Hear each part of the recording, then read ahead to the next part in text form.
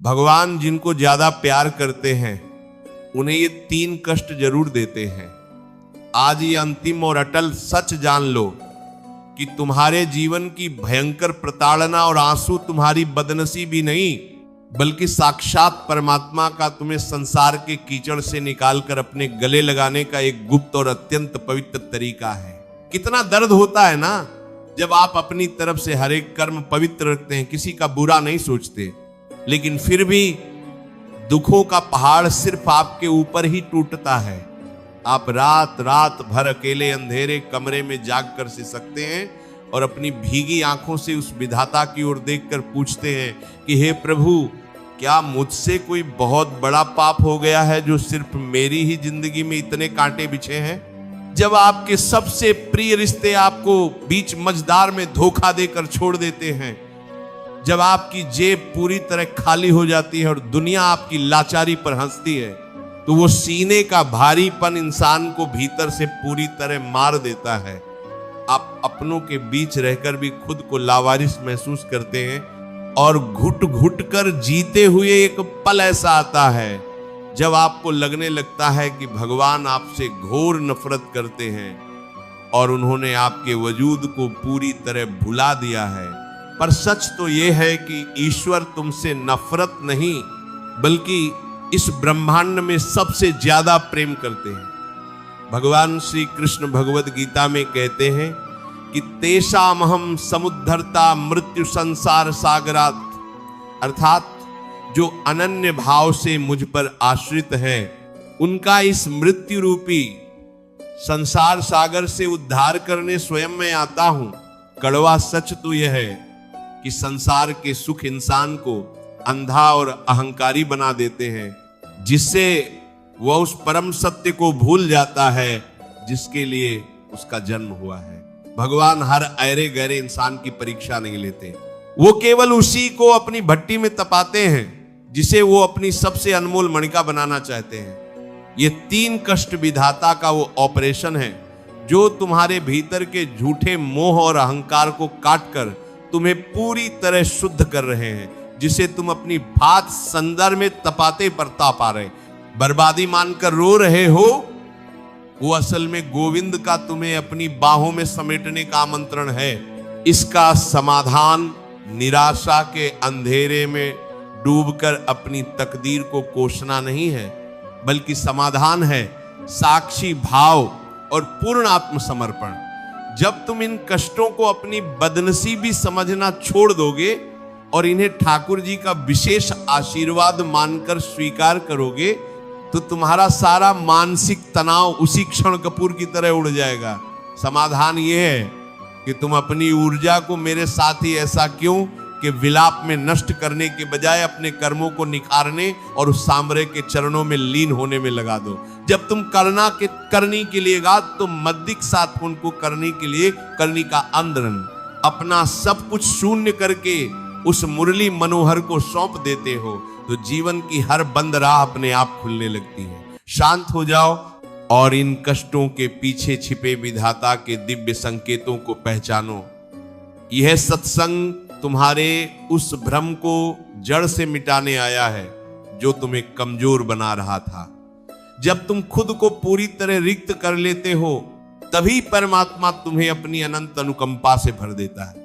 कष्टों के इसी परम रहस्य और ईश्वर के विशेष प्रेम के विधान को गहराई से समझने के लिए हमें पुराणों के उस महान और अत्यंत भावुक प्रसंग की ओर चलना होगा, जहां एक परम ज्ञानी राजा के जीवन में साक्षात काल रूपी कष्ट उतर आए थे, लेकिन उन कष्टों ने सिद्ध कर दिया कि भगवान जिसे चुनते हैं उसकी मर्यादा को तीनों लोकों में अमर कर देते हैं। ये अमर गाथा है मार्कंडेय पुराण और देवी भागवत पुराण में वर्णित सत्यवादी राजा हरिश्चंद्र के महात्याग की। राजा हरिश्चंद्र अयोध्या के चक्रवर्ती सम्राट थे जिनका सत्य और धर्म अटल था। भगवान उनसे अगाध प्रेम करते थे और इसी विशेष प्रेम के कारण उनके जीवन की ऐसी परीक्षा ली गई कि पूरी सृष्टि कांप उठी। भगवान की प्रेरणा से महर्षि विश्वामित्र ने राजा हरिश्चंद्र के सत्य की परीक्षा लेने का निश्चय किया। एक स्वप्न के माध्यम से राजा ने अपना पूरा अखंड साम्राज्य विश्वामित्र को दान कर दिया। जब सुबह हुई तो राजा ने अपने उस स्वप्न को सत्य मानकर बिना किसी हिचकिचाहट के अपना राजपाट, अपना कोष, अपने आलीशान महल सब कुछ छोड़ दिया। विश्वामित्र ने उनसे दक्षिणा मांगी। दक्षिणा चुकाने के लिए राजा के पास अब कुछ नहीं बचा था। वे अपनी पत्नी महारानी शैव्या और छोटे से अबोध पुत्र रोहिताश्व को लेकर काशी की गलियों में भटकने लगे। सोचिए, जो राजा कल तक सोने के बर्तनों में भोजन करता था, जिसकी एक आवाज पर हजारों सैनिक शीश झुकाते थे, वो आज अपनी पत्नी और बच्चे के साथ भूखा प्यासा सड़कों पर खड़ा था। कष्टों का सिलसिला यही नहीं रुका। दक्षिणा पूरी करने के लिए राजा हरिश्चंद्र ने अपनी अर्धांगिनी और अपने सगे पुत्र को एक ब्राह्मण के यहां दास के रूप में बेच दिया और खुद को एक शमशान के चांडाल के हाथों बेच दिया। राजा का काम था शमशान में आने वाले शवों से कफन का कर वसूलना। एक राजा के लिए चांडाल की गुलामी करना इस ब्रह्मांड का सबसे बड़ा और भयंकर कष्ट था।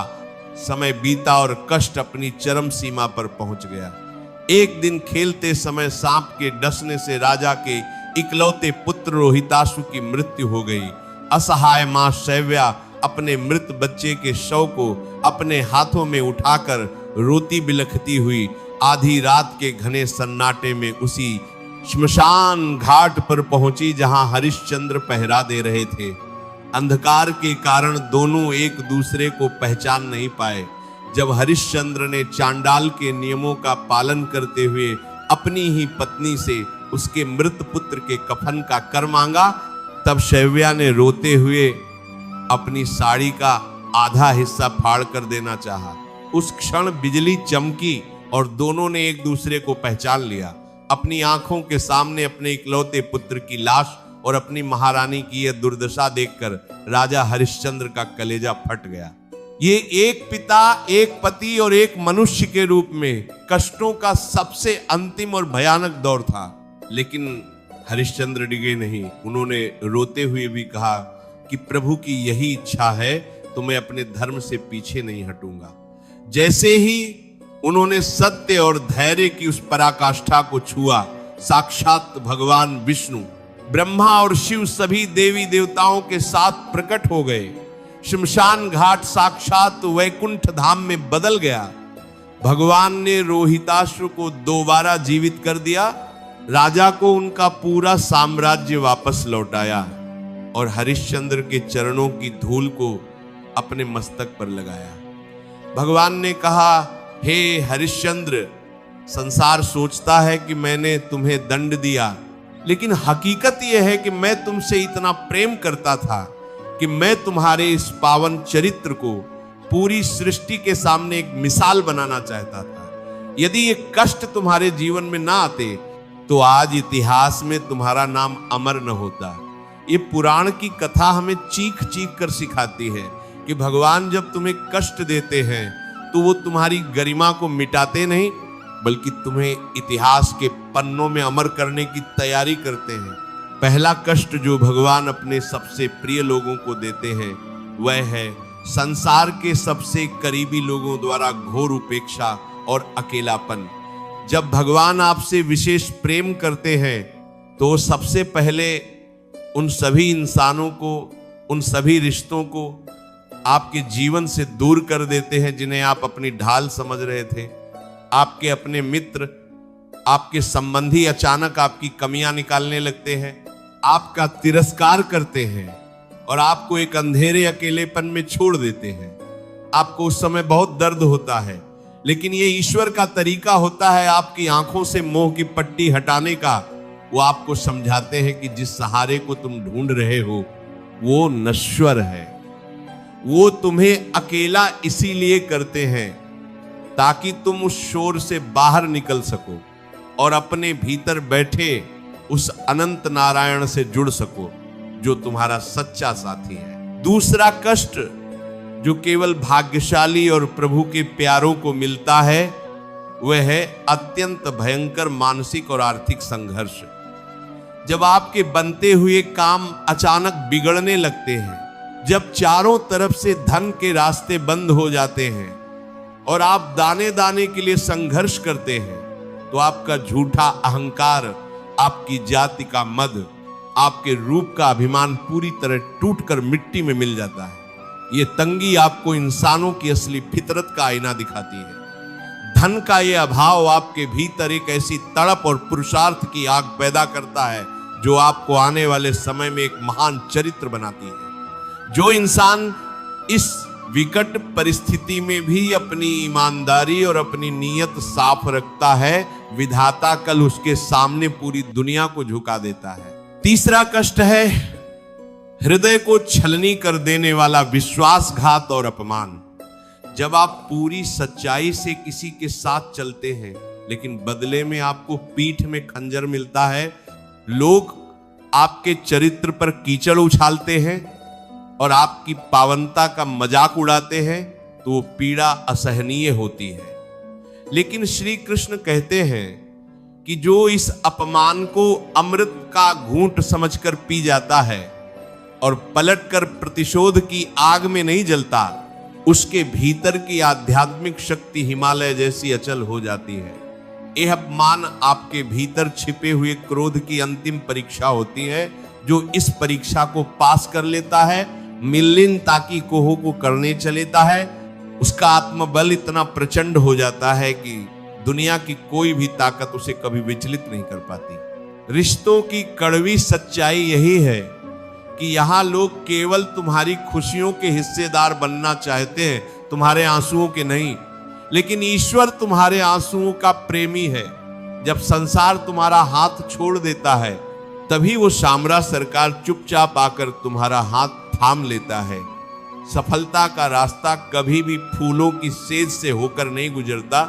वो तो हमेशा राजा हरिश्चंद्र की तरह श्मशान के उसी खामोश और कड़े अनुभवों से होकर गुजरता है जहां आपको तपाकर साक्षात कुंदन बनाया जाता है। मानवीय अनुभव हमें सिखाते हैं कि विधाता का हर एक आघात असल में तुम्हारी आत्मा को एक सुंदर मूर्ति में ढालने के लिए चीनी और हथौड़ी की चोट के समान होता है। किस्मत का रोना वो रोते हैं जिन्हें अपनी आत्मा की अनंत गहराई का ज्ञान नहीं होता। तुम कमजोर नहीं हो, तुम तो उस परमपिता के संतान हो जिसने इस पूरे ब्रह्मांड को अपनी उंगली पर नचा रखा है। अपनी मेहनत को अपनी सबसे बड़ी पूजा बना लो। जब तुम पूरी शिद्दत से अपने कर्तव्यों का पालन करते हो और परिणामों का बोझ श्री कृष्ण के चरणों में सौंप देते हो, तो जीवन का हर एक कड़वा अनुभव एक दिव्य सत्संग में बदल जाता है। इन कष्टों को अपनी ढाल बनाओ, अपनी कमजोरी नहीं। जो आज तुम्हें हारा हुआ मानकर हंस रहे हैं, कल वो तुम्हारी इस दिव्यता को देखकर रोएंगे। मेरे प्यारे योद्धाओं, अब उदास होना छोड़ दो। ये समय चिंताओं में गलने का नहीं, बल्कि अपने आत्मविश्वास को एक नई और विराट ऊंचाई देने का है। चिंता मत करो, क्योंकि तुम्हारी हर एक रात की खामोश तड़प, तुम्हारा हर एक आंसू उस सामरे की नजर में है। वह सही समय पर तुम्हें वो सब कुछ लौटाएगा जिसकी तुमने कभी कल्पना भी नहीं की थी, और वो भी 1000 गुना बढ़ाकर। अपनी नीयत को साफ रखो, अपने चरित्र को बेदाग रखो और अपने मार्ग पर अडिग रहो। जीत तुम्हारी ही होगी, क्योंकि तुम्हारा सारथी स्वयं द्वारकाधीश है।